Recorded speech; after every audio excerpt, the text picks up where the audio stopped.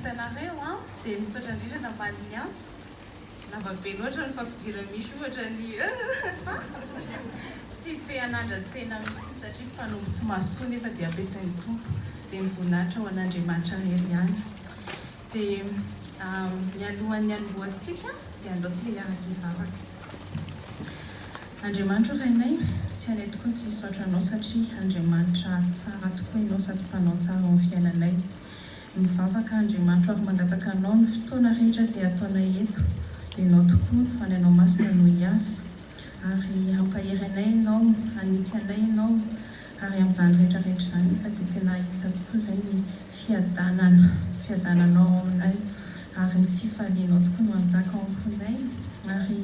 moka ny fitiavanao ny tsapanay tsirairay avy rehefa mandinika ny teninao izay ka nanafo tena te hatoky ny teninao ka hampiatra izany ao amin'ny fiainanay. Fanainao masina tokoa ny mitarika ray ao sy hiasa ao ampon'ireo izay miaino ihany koa satria ny teninao dia manova satria velona sy mahery tokoa izany teninao izany. Dia misaotra indrindra ray ao. Amen. Temantsika mahatoky amin'ny vady nataonao. Sarotsarotra ihany a. Indrindra antsika ao anatin'ny tokantrano toa tsy arakaraka izay eritreretina ny zava-mitrangao dia ahoana moa ny hijanonao. Tsika rehetra angambany maro amintsika angambany anapiky kely fotsiny 5 taona fanambadiana izay mivady. Mazava ho azy tsy be expérience ohatranareo ako. Fa matoky kosa fa ny tenin'Andriamanitra ampy anampy antsika hiatrika ny inona zava-mitranga eo amin'ny fiainantsika. Ka maro amintsika angambany rehefa niditra tao anatin'izany tokantrano izany nanao hoe alohany hidirana anatin'ilay tokantrano dia samy nanana ny eritreretiny sy ny mba hatenainy daholo hoe ao anatin'ny tokantrano zao hiadana amin'izay tsy mahatsiaro rery intsony rehefa mandeha mivoaka ny trano dia mba eo foana izy samy manana ny etaetany. Ohatra hoe ny lehilahy indray hoe mba misy mikarakara, ilay vehivavy mba misy mamelona amin'izay fa mafy be loatra ity miasa ity. Samy manana ny antenainy daholo tsika niditra tao anatin'izany tokantrano izany. Ka mazava ho azy izany ilay fanambadiana dia olona roa samy efa manana ny eritreretiny hoe izao kay ilay fanambadiana. Ary fantatritsika moa izany fa na ilay amin'ilay kolontsainantsika malagasy ary dia miteny moa dia hoe ny fanambadiana hiadanana. Izany hoe na ilay lehilahy na ilay vehivavy izany rehefa hiditra ao anaty tokantrano dia eritreritra daholo hoe hiadanako ny hidirako ao rehefa miditra ao dia miadana amin'izay. Dia ahoana amin'izay nefa tonga raha izany ilay fanambadiana dia miditra tao anaty tokantranontsika dia iny amin'izay mizava nitranga toa tsy arak'izay nieritreretiny. Ilay lehilahy natao amelona tao zandrera ity ny mamelona fa izy tao tsy miasa. Ilay vehivavy koa natao hikarakara toa izy tsy mety hanasa vilisy apiritra fa tsy natao ho an'ny vehivavy rery intsony hono izany fa tokony samy manao daholo na ny lehilahy na ny vehivavy. Dia mimitatra dia raikitra amin'izay ny dia mimitatra amin'ny détail rehetrarehetra fa raha tsisy fanarahana intsony dia ilay olona anankiroa mifankatia maika hiditra ao anaty fanambadiana izao samy te hivoaka ao daholo. Dia ahoana izany? Ka inona tokoa raha ny antony mbola tokony hijanonako ao moa izany sy tazomako an'ilay voady kanefany zavatra mandeha ao anivon'ilay tokantrano tsy arak'ilay nieritreretiko intsony dia inona moa izany ahoana tokony fomba fijery an'izay. Angambany tsy vaovao amintsika izany tantara izany fa zavatra hitantsika sy hainantsika andavanandro na eo amin'ny fiainantsika na manodidina antsika. Kanefa izao manoloana an'izany dia misaotra an'Andriamanitra isika satria manana ny teniny amin'ny mazanany antsika dia nomena antsika ny teny hanampy antsika sy hanoro antsika ka tsy handeha anjambany fotsiny rehefa mandalo sarotra ny tokantrano ka tsy tonga dia hivoaka ny solution fa inona ny tian'Andriamanitra ambara amin'izao zavatra izao, ahoana ny tokony hatrehako amin'izao tokantrano izao. Ka ao anatin'izay dia misy antony anankiefatra izay hojerentsika hoe inona raha ny mbola mahatonga antsika hiazona an'ilay voady na dia efa tsy araky ny eritreretina intsony raha ny zavatra leo anivon'ny tokantrano. Dia voalohany satria teo anatrehan'Andriamanitra nanaovantsika an'ilay voady sy ilay fanekena. Faharoa, fanambadiana dia fitaovana ampiasain'Andriamanitra hahamasina antsika zanany rehefa nivonjeny isika. Fahatelo ny fahoriana na ny zavatsarotra mety mitrango eo anivon'ny fanambadiantsika dia ampiasain'Andriamanitra ihany koa anehoany maha izy azy hoe iza marina moa Andriamanitra ary iza moa tsika. Ary ny fahaefatra farany dia mpanampy sahazy tsika vehivavy, ka amin'ny mampanampy sahazy antsika vehivavy izay dia fitaovana ihany koa tsika eo am-pelatanan'Andriamanitra anampy an'ilay vadintsika ahita an'Andriamanitra na koa hiverina amin'Andriamanitra. Dia ireo izany ilay anankefatra ho velabelaritsika androany. Hoe ireo ny antony anankefatra mahatonga antsika tsy hoe vao tsy mandeha araka ny eritreritrintsika dia hivoaka tsika satria misy antony ilay izy. Dia ireo teo anatrehan'Andriamanitra nanaovantsika ny fanekena, fanambadiana, fitaovana ampiasain'Andriamanitra hamasina antsika rehefa zanany isika. Fahatelo ny fahoriana dia anehoan'Andriamanitra ny tenany ny heriny ary ny tokony hianterantsika aminy eo amin'ny fanambadiantsika. Ary ny farany amin'ny mampanampy sahaza antsika dia mbola fitaovana ihany koa tsika eo am-pelatanan'Andriamanitra hamonjy an'ilay vadintsika sy hanampy anazy ahita an'Andriamanitra. Ka ny voalohany ary izao dia hoe teo anatrehan'Andriamanitra nanaovantsika an'ilay fanekena. Amin'izao vanim-potoana iainantsika izao mampalahelo fa izany teny omena izany efa tsisy dikany intsony. Ohatra za zao miteny hoe tena ho avy hanampy anao anefa pitso miantso afakadiny iray tonga ny hoe azafady aty fa tena tsy afaka. Amintsika amin'izao vanim-potoana izao satria hoe mirotoroto sy ny rehetrarehetra dia hoe tsy misy lanja intsony izany hoe fanekena izany sy ny voady. Kanefa ny voady dia tena zava-dehibe mihitsy amin'Andriamanitra ka tsy tokony ataontsika ho maivan-danja raha zavatra mavesa-danja amin'Andriamanitra tsy tokony ho mavaintsika. Dia hitantsika moa izany satria Andriamanitra rehefa nanao fanekena tamin'ny zanak'olombelona, ohatra antsika angamba samy manala daholo ny tantaran'ny Noa. Tamin'ny Noa tena hoe safidrano izao tontolo izao noho ny fahotantsika olombelona. Dia Andriamanitra niteny hoe tsy hanafidrano intsony aho. Jereo zao tsika mbola velona daholo. Izany hoe tanany teny fanekeny Andriamanitra. Fa na dia mbola manota ary tsika fa raha ny tokony ho izy satria ny fahotan'ny olombelona ny nanaovan'Andriamanitra n'ilay safidrano. Tsika ve izao tsy dia manota lavitra noho ny tamin'ny androny tamin'izany, ohatra ny mihoatra lavitra ara nefa ntsika tena tsy rakotra ilay safidrano intsony. Dia hitantsika amin'izany hoe Andriamanitra nitazona ny teny fanekena tsy noho n'ilay olona fa noho izy efa niteny hoe izay no ataoko dia tena nataony. Ohatra anankiray koa hitantsika ao amin'ny Samuela faharoa 7:7-9 dia satria Davida dia lehilahy araka ny fon'Andriamanitra dia nanao fanekena tamin'ny Davida koa Andriamanitra hoe tsy izy foana ny taranakao eo amin'ny seza fiandrianan'i Davida mandrakizay. Dia fantatritsika fa marina tokoa izany raha araka ny Luka 7:1-2 sy 2:3 satria Jesosy Kristy tokoa ilay hoe zanaky Davida iray izay ny fiantsonana azy ary tena eo amin'ny seza fiandrianana mandrakizay izy. Ka ireo izany ohatra anankiroa fotsiny entiko anehoana antsika hoe Andriamanitra rehefa manome fanekena dia tena tanterahany ilay izy. Ka sika ihany koa izany amin'ny mahazanak'Andriamanitra antsika na dia amin'izao vanim-potoana efa hoe tsy misy dikany sy tsy misy lanjany izao intsony ny voady atao sy ny fanekena dia natsoan'Andriamanitra sika zanany anahaka azy sy aneho ny fahitsian'Andriamanitra amin'ny fahitsiana izay asehontsika koa amin'ny manodidina antsika amin'ny fiainantsika. Ka hiazona antsika izany ilay voady sy ilay fanekena nataontsika tamin'ny vadintsika satria tsika efa niteny hoe ho tianao dia na mora na misarotra dia inona koa ilay nitenintsika ireny samy teny an'izany daholo tsika izay nanavady. Dia tadidio izay mila tsarontsika hoe ilay voady nataontsika ke izany tsy nataontsika fotsiny teo anatrehan'ny vadintsika, teo anatrehan'ny vavolombelona fa tena teo anatrehan'Andriamanitra. Dia izay ilay anisan'ny anankiray afaka hoe mampahery antsika hoe ilay voady nataoko iny na dia masosotra raha ilay vadiko nanao zao tamin'Andriamanitra ny no niteny hoe izao dia manaiky fa manomboko izao eto anatrehan'Andriamanitra. Izay tsara ilay teny antsika, eto anatrehan'Andriamanitra dia teny fa za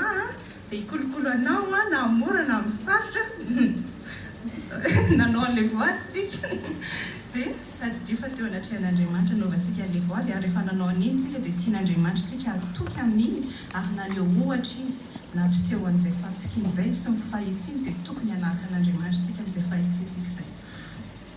dia ka rehefa nanao ilay fanekena na ny voatany fanambadiana zany tsika dia tsy teo anatrehany fa tamin'Andriamanitra vakitsika ny ao amin'ny salamo toko 5:15 salamo 65:1 io misoratra io moa ilay izy dia izao ny teny hoe anao ny fanginana sy ny fiderana Andriamanitra ny ziono ary aminao no anefana ny voady. Tsika nefa rehefa manao voady amin'ny olona tsika manao voady fa amin'Andriamanitra ka raisiny mihitsy hoe izy no mpanatrika ary aminy tsika no manatateraka an'ilay izy na tsy manatateraka an'ilay izy. Dia amin'ny ohabolana toko 7:7 dia izao ny teny hoe aza mahafoy ny vadiny fahatanorany sy manadiny fanekeny teo amin'ny Andriamanitra. Tamin'ilay vady koa nanao an'ilay fa Andriamanitra amin'ny teny hoe tandremo aza mahafoy tadidio ilay fanekeny. Dia tiako isokafantsika ny baibolitsika amin'ny Genesis toko 1. Misy zavatra tiako isintomana ny saintsika kely eto amin'ny famoronana. Izay mitondra baiboly dia afaka manokatra ny baiboly ao amin'ny Genesis toko 1. Genesis toko 1 dia ny zavatra tsikaritra dia tao eo amin'ny 4 rehefa nanao ny hazavan'Andriamanitra dia hitany fa tsara izany. Midina kelikely indray tsika tsy ambany. Rehefa eo amin'ny 10 dia nanasaraka ny ranomasina amin'ny tany Andriamanitra ary hitany koa fa tsara izany. Dia midina indray tsika ambanimbany kely eo amin'ny 12 rehefa namorona ny hazo fihinam-boa Andriamanitra dia hitany fa tsara izany. Dia mbola midina indray eo amin'ny 17 rehefa namorona ny kintana sy ny masoandro ao mambolana Andriamanitra dia hitany fa tsara izany. 19 rehefa namorona ny biby an-dranomasina izy sy ny voromanidina dia hitany koa fa tsara izany. Eo amin'ny 15 namorona ny biby sy ny biby isan-karazany dia hitan'Andriamanitra fa tsara izany. Dia somary mitsambikina kely tsika eo amin'ny toko 2:17 hatreto izany zavatra rehetra izay niforon'Andriamanitra dia hitany foana hoe tsara tsara tsara tsara tsara. Fa noho ny avy eo amin'izay sy nijery an'ilay lehilahy dia ahoana ozy izy tsy tsara tsy tsara irery lehilahy fa ahoana ozy izy inona zavatra tsy ampy eo anaovako vady sahaza ho azy izy. Eto izany mbola maneho fa iza ny namorona amin'ny fanambadiana Andriamanitra fa tsy ny olombelona. Tsy tsika olombelona nanao ny fanambadiana ka mety eritreritrintsika hoe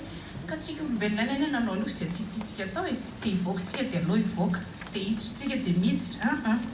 Andriamanitra mihitsy ny namorona ny fanambadiana ary misy antony namorona n'Andriamanitra ny fanambadiana ary ahoana ny fahitan'Andriamanitra ny fanambadiana dia satria izy no namorona anazy dia izy ihany koa no mametraka ny fepetra rehetra tokony iainana ao anatin'ilay fanambadiana. Dia eritreretintsika izao eo amin'ny 17 verset 27-31 amin'ny chapitre 1 toko 1 17 teo amin'izay namorona ny olombelona Andriamanitra ary rehefa nisy ny famoronana ny vavy dia jerenareo amin'ny 1:30 dia hitany fa ahoana ozy izy tsara ozy izy tsara indrindra tsara indrindra. Ny fanambadiana tsy tsara fotsiny amin'Andriamanitra tsy tsara fotsiny fijerin'Andriamanitra amin'ny fanambadiana fa tena tsara na ihany koa hoe tsara indrindra. Tsy mitovy amin'ireo zavatra rehetra izay noharian'Andriamanitra teo aloha. Dia tsika mety anontany tena hoe za tsy mino an'izany za zao tokantrano tsy hitako mihitsy dia mahatsara indrindra an'izany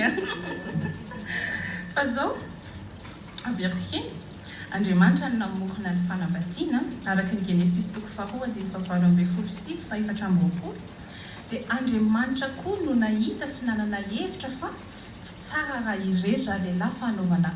mpanampy sahaza na hoe mpanampy tandrify azy izy. Ka ary Andriamanitra ihany koa mbola nametraka ny lalàn'ny fanambadiana satria raha mamaky tsika ery aloha dia hoe ka noho izany raha lehilahy dia hiala amin'ilay ray aman-dreniny ka mbana mivadiny dia ho nofoka ihany izy roa. Tanao amin'izay Andriamanitra tsy hoe namorona fotsiny ny fanambadiana fa mbola nametraka ohatry ny ahoana izany tokony fanambadiana izany. Ary Andriamanitra no nahita fa ny zavatra rehetra izay noforoniny dia tsara avokoa ankoatran'ilay hoe tsy ampy vehivavy ilay lehilahy, tsy nisy vehivavy tao dia nasiany vehivavy ny raiky nisy amin'izay fanambadiana ka tsodrano amin'izay Andriamanitra eo amin'ny 1:30 misy hoe ary Andriamanitra nahary ny olona tahaka ny endriny tahaka ny endrik'Andriamanitra ny namoronany azy, lahy sy vavy ny namoronany azy, ary Andriamanitra nitsodrano azy hoe maharoa fara sy mihabetsaha ary mamenomy tany ka mampanimpo azy ary manjaka amin'ny hazan-drano amin'ny ranomasina sy ny voromanidina ary ny biby rehetra izay mihetsiketsika ambony tany ka mampatsiahy zany Andriamanitra fa ilay voatsy ilay fanekena izay natao tamin'ny fanambadiana dia taminy nanaovantsika satria izy ny namorona an'ilay fanambadiana. Tsika ny nanaiky hoe marina fa tsara indrindra tokoa ilay tokantrano dia manaiky ary izy mihitsy koa namaritra an'ilay fanekena ka izay no mahatonga antsika mbola hitazona an'ilay voady izay fanekentsika tamin'ny fanambadiana satria tamin'ny mihitsy n'ilay voady ary izy mihitsy koa no mamaritra ny zavatra tokony atao. Ka zao rehefa mandalo zavatra sarotra tsika dia maneho toetra na dia tena hitantsika fa tena manao toetra tsy mendrika mihitsy ara ilay lehilahy dia tadidio foana hoe tokony azona an'ilay voady aho satria tamin'Andriamanitra nanaovako an'ilay voady fa tsy tamin'ilay vadiko ka raha tsy mitana an'ilay voady ary tian'Andriamanitra ampiseho ny fahitsian'Andriamanitra tahaka anazy izay mahitsy namindra fo tamiko ka izay re tsy nasiany intsony tokoa ny safidrano na dia tsy mety arany nataoko mpanota daholo izay ka ohatra hoe tsy mety koa ny ataon'ilay vadiko kanefa izao efa nanao ny fanekena dia andeha hitsy amin'izay fanekena izay.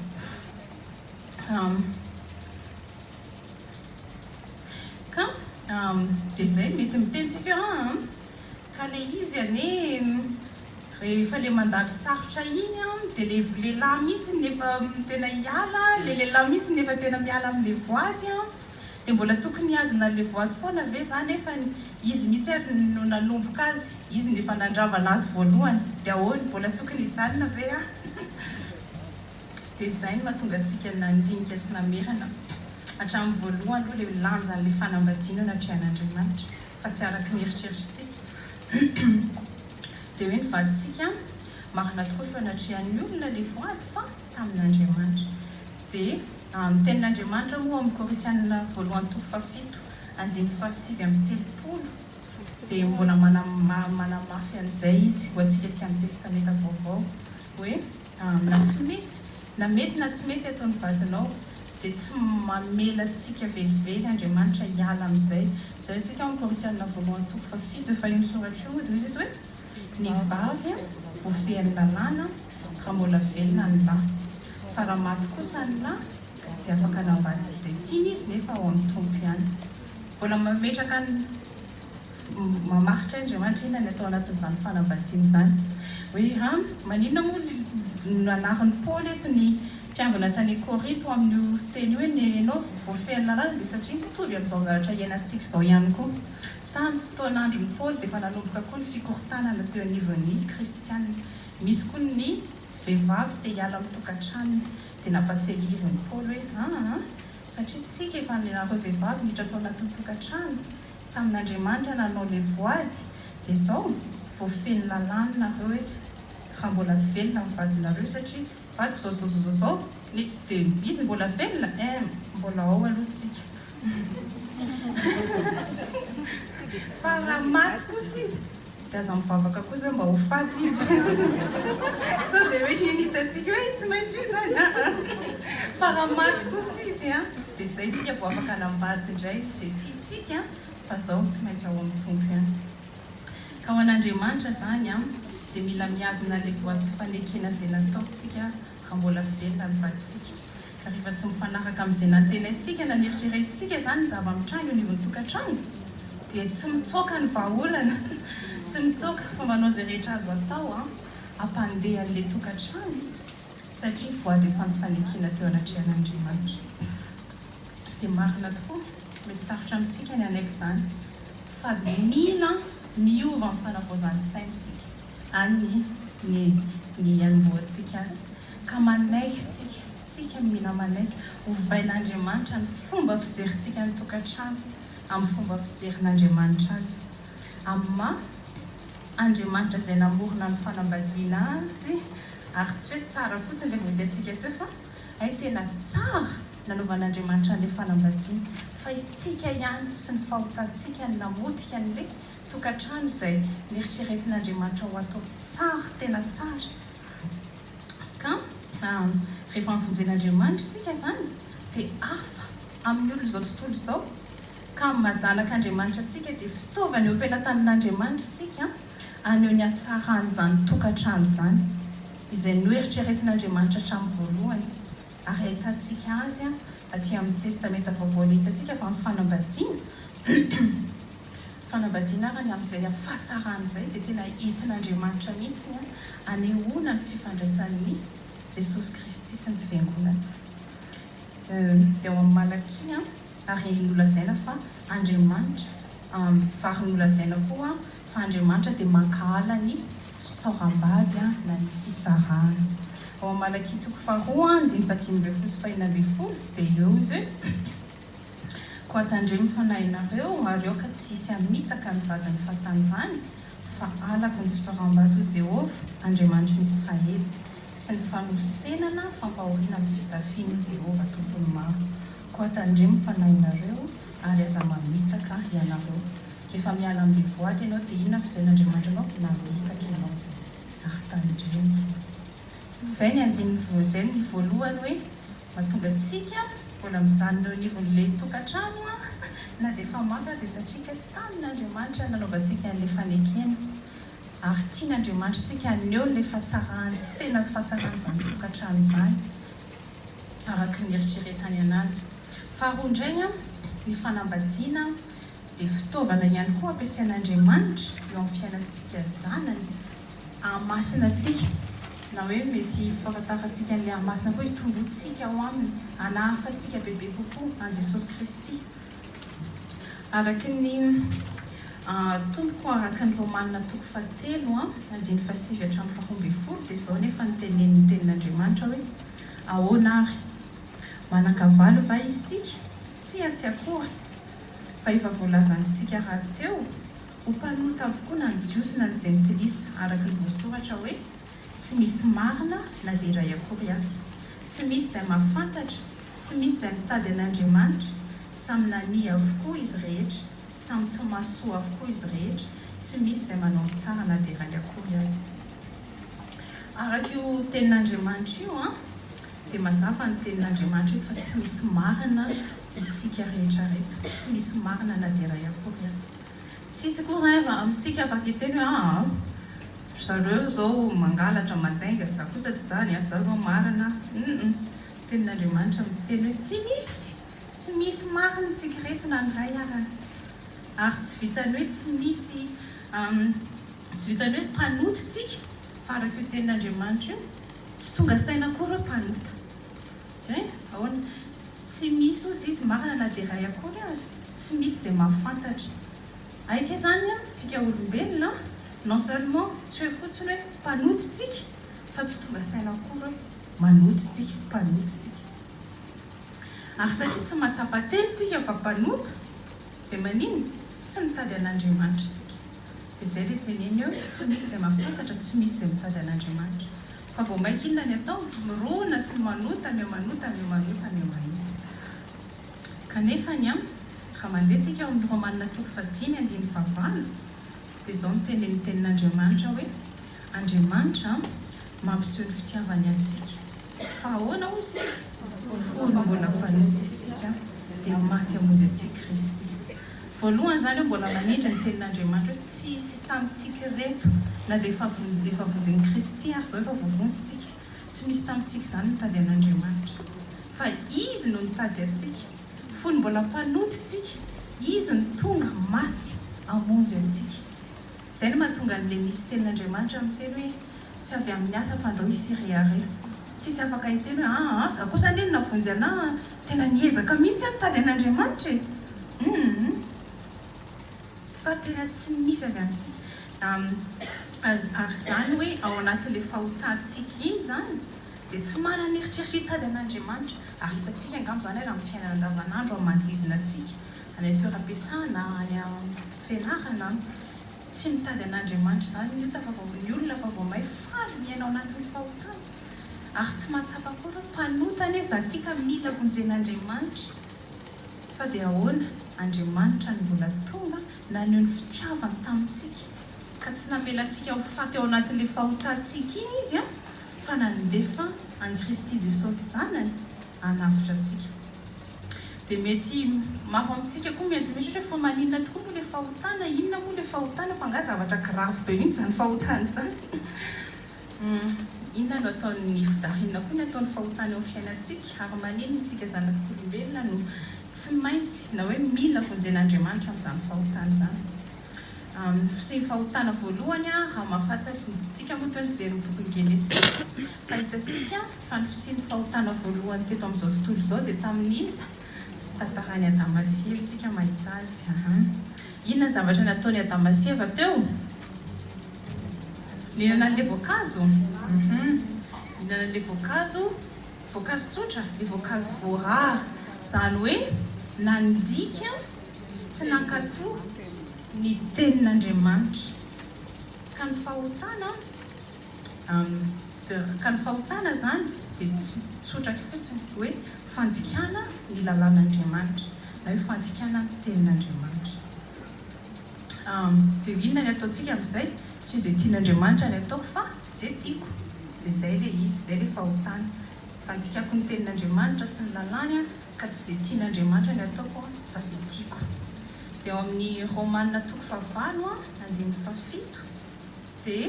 ao amin'ny jaona voalohany aloha azafana ao amin'ny jaona voalohany toko fahatelo andininy fahaefatra dia izao ilay soratra hoe izay rehetra manota hozy izy no mandika ny lalàny fa ny ota no fandikana ny lalàny izay zany hoe ilay fahotana dia ilay fandikantsika ny tenin'Andriamanitra sy tsy fankataovantsika ny tenin'Andriamanitra ary eo amin'ny Romanina toko fahavalo andininy fafito dia hoe fandrafiana an'Andriamanitra ny fihevitry ny nofo fa tsy manaiky ny lalàn'Andriamanitra izy sady tsy hainy akory zany hoe tena fahavalon'Andriamanitra mihitsy tsika zany rehefa tsy mankatoa ny tenin'Andriamanitra dia inona raha ny vokatr'ilay fahotana eo amin'ny fiainantsika voalohany ao amin'ny Romanina toko fahaenina andininy fahatelo amby roapolo dia fahafatesana sy fisarahana mandrakizay amin'Andriamanitra izay ny vokatr'ilay fahotana eo amin'ny fiainantsika izay ny soratra hoe ao amin'ny tenin'Andriamanitra hoe fahafatesana ny tambiny ota ary ao amin'ny Romanina toko voalohany andininy fahavalo amby folo indray dia vokatr'ilay ota zany tsy hoe fahafatesana sy fisarahana mandrakizay amin'Andriamanitra fotsiny ihany fa ny fahatezeran'Andriamanitra mihitsy ny miandry antsika Romanina toko voalohany andininy fahavalo amby folo aseho avy any an-danitra ny fahatezeran'Andriamanitra amin'ny faharatsiana rehetra sy ny tsy fahamarinan'ny olona izay misakana ny fahamarinana amin'ny fanaovan-dratsy izay zany voalohany aloha raha fitindro kely vetivety dia hoe ny fahotana dia ny fandikana ny lalàn'Andriamanitra ary ny fanaovantsika izay tiantsika atao fa tsy izay tian'Andriamanitra atao ary fandrafiana an'Andriamanitra mihitsy ny lasa fahavalona sangana ho fahavalon'Andriamanitra mihitsy tsika rehefa miaina ao anatin'izay fahotana izay ary ny vokany fahafatesana na hoe sy fisarahana mandrakizay amin'Andriamanitra ary ny vokany faharoa dia ny fahatezeran'Andriamanitra no miandry ny mpanota rehetrarehetra ary tadidintsika ilay teny aloha hoe Andriamanitra mitazona ny teny fanekeny ka rehefa miteny izy hoe fahafatesana ny tambiny ota dia betsaka maty ny teny hoe izay Andriamanitra ny fitiavany rehefa tonga ny andro farany dia hijoro eo aminy hoe eny tsy tady ianao fa zao voate hiaraka aminao zay satria fitiavan'Andriamanitra dia voraisiny foana tazona ny teny fanekeny Andriamanitra araka ny hitantsika ka rehefa miteny izy fa fahafatesana ny tambiny ota dia tena fahafatesana ny tambiny ota ary rehefa hiteny izy fa ho avy ny fahatezerany mandrakizay amin'ireo mpanota dia tena ho avy ny fahatezerany amin'ireo mpanota ka noho izay no mahatonga antsika mila vonjen'Andriamanitra izy amintsika no faly hoe hijanona ho faty raha misy ny safidy hoe mivelona sa ho faty sy ny misy ny safidy ho faly amiko Andriamanitra sa ho tezitramiko izy amintsika tena any za koa safidy an'le tezitramiko Andriamanitra e gamba tsisy amin'izany tsika kanefa n'izao araka le hitantsika tery amin'ny voaloha tsika ara tsy mitady an'Andriamanitra koa amin'ny mampanota tsika ka zay no mahatonga an'Andriamanitra hoe izy mihitsiny no nanolotra n'le famonjena satria tsika tsy mahavonjy ny tenantsika sady tsy mitady famonjena koa dia nanolotra vahaola an'Andriamanitra dia tsy izy zany fa ny zanany latokana dia Jesosy Kristy ao amin'ny Romanina 9:2 dia hozy izy hoe ao amin'ny Kristy ny lalan'ny fanahinaina na afaka tamin'ny lalan'ny fahotana sy ny fahafatesana rehefa nanana ny Kristy amin'izay rehefa nivonjeny Kristy dia afaka amin'izay ako amin'ilay fahafatesana sy afaka amin'izay tamin'ny ny fahotana dia eo amin'ny Efesianina 2:17-18 dia hoe izao no tenin'Andriamanitra hoe fa ankehitriny kosa ao amin'izy ao amin'ny Kristy Jesosy ianareo izay taiza taloha lavitra izay le tafasaraka amin'Andriamanitra tsika teo aloha isan'izay hoe fisarahana mandrakizay izay lavitra taloha dia efa nammpanekeziny izy ny rahan'i Kristy fa tsy hoe nammpanekeziny ny asako na ny fiezahako fa izy ny fihavana antsika izay nairay antsika rotota izany hoe nairay anazy Andriamanitra zany ka nandrava le hevitry ny fisarahana izay misy nelanelana anasy Andriamanitra iny ka ampihavana antsika amin'Andriamanitra zany sy ny tena iray amin'Andriamanitra noho ny azo fijaliana izay namonoa ny fandrafiana ka hoe aika za tsy fahavalo tsony azany izao efa manana Kristy Jesosy ka Jesosy Kristy natolotra Andriamanitra ary tonga antsika hiavana amin'Andriamanitra ka tsy ho fahavalon'Andriamanitra tsony noho ny aina izay natolony teo amin'ny azo fijaliana ka mampanota antsika zany dia tsy misy avy aty amintsika mihitsy izay ahatonga antsika ho vonjen'Andriamanitra fa dia sitrapony manokana rery ihany raha jerentsika ao amin'ny Efesianina 2:2-5 dia izao no teneniny hoe fahasoavana ny namonjena anareo amin'ny finoana ary ahoana hozy izy tsy avy aminareo zany so tsika ny tena ka zany inoko avy amiko izany finoako zany na ny finoana ao anatinao izay naentinao nylekena an'Andriamanitra sy Jesosy dia mbola avy aminy satria tadidio le Romanina 2:3 tsy misy izay maninona hozy izy tsy misy izay mitady an'Andriamanitra tsika rehetrarehetra fa mpanota ka matotsika nino dia mbola fahasoavan'Andriamanitra nampisy ny finoana tato anatintsika lasa natonga antsika nino an' Jesosy Kristy hoe izy tokoa rehefa navotanao ao amin'ny fahotako ahatonga tsy ho mpandrafina fahavalon'Andriamanitra tsony ary anala le fahatezerana sy le fahafatesana izay miandry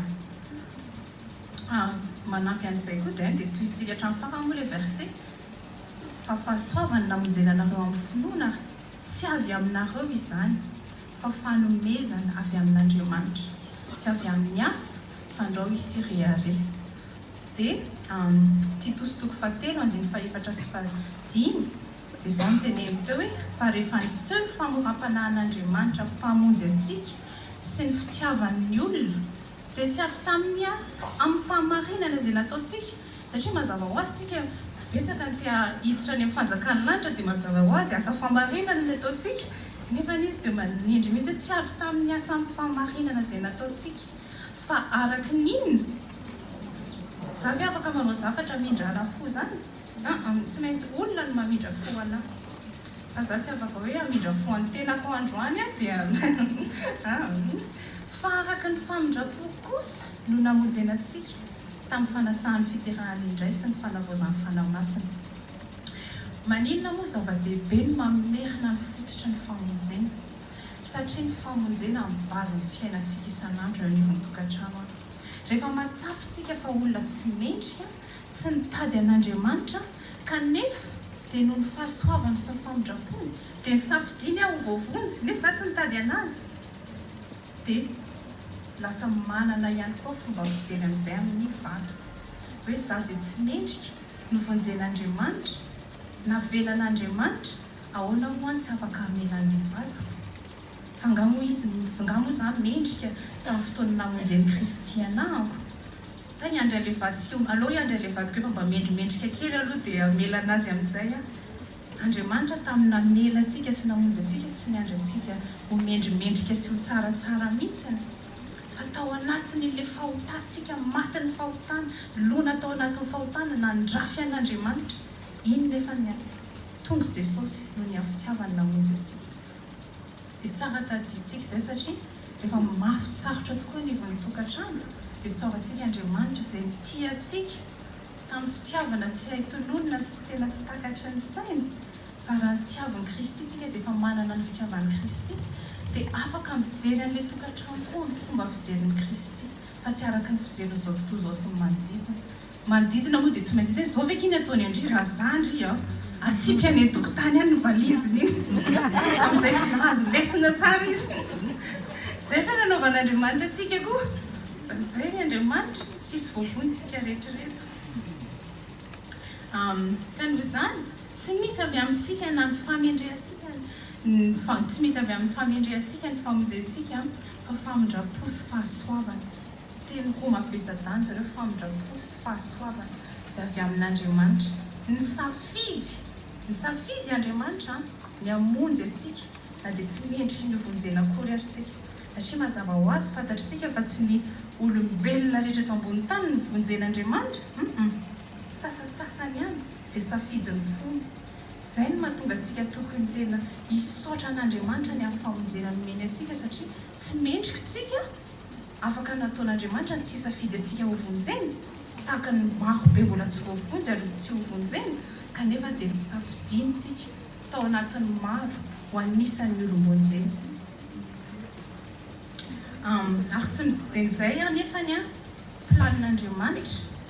tsy mijanona eo amin'ny famonjena fotsiny ihany dia eo koa tika isotomana ny saintsika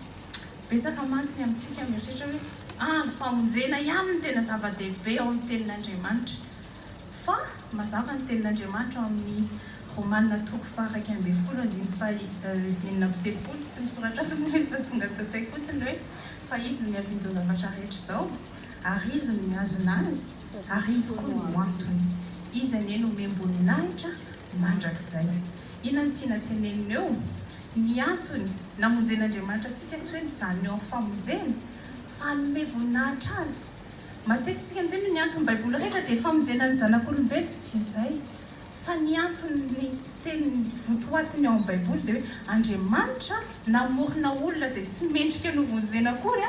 nefa dia novonjeny sy hanome voninahitra azy ao anatin'izay tsy fahatanterahana dia ka izay hoe tsy mijanona eo amin'ny famonjena ilay planin'Andriamanitra fa misy antony ny hamonjen'Andriamanitra atsika dia novelona ho azy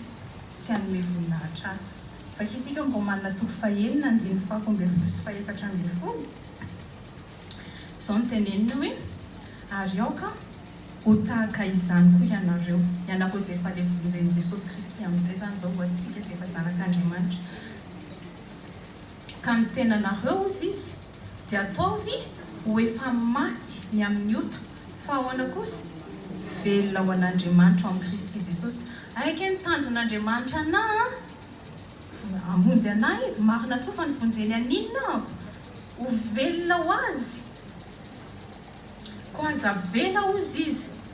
matoa ny tenin'Andriamanitra amin'ny tena aza vela izany hoe misy andraikitra fa ty amintsika mihitsy fa tsy misy an'izany hoe za ohatra nitaritaritin'ilay ota fotsiny dia lasa fotsiny aza vela ny ota njaka ny tenanareo mety maty mbola hanarahanareo ny filany ary aza manolotra momba ny tenanareo amin'ny ota ho fiadinany tsy fahamarinana fa atolory kosa ny tenanareo an'Andriamanitra toy ny efa maty nefa velona ary momba ny tenanareo ho fiadin'ny fahamarinana ho an'Andriamanitra fa ny ota tsy hanan-kery aminareo fa tsy ambany lalàna ianareo fa ambany fahasoavana ka rehefa nivonjen'Andriamanitra tsika zany dia tiantsika ho velona ho azy hanome voninahitra anazy amin'ny fiainantsika Efesianina 5:5 moa dia mbola miteny an'izay hoe ko amin'izany dia aoka nahaka an'Andriamanitra ianareo tahaka ny zanaka malala satria efa nivojeny Kristy dia zanany azy ao dia tokony hanaraka azy. Dia vita sady ilay 5 minitra fa misy paozy kely dia avy endrantsika miverina.